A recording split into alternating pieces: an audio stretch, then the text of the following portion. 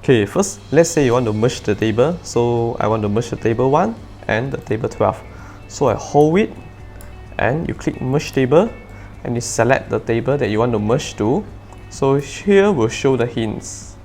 And click the table 12, then it will merge together.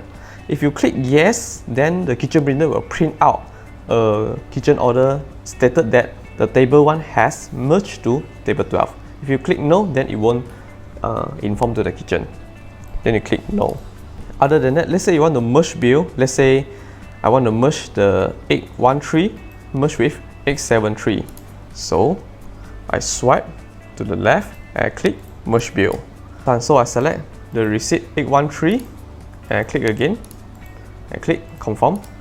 Then both bills will merge together. Furthermore, user can merge table using this button. That's all for today. Thank you. 我是阿 Seng，找 POS System，找阿 Seng。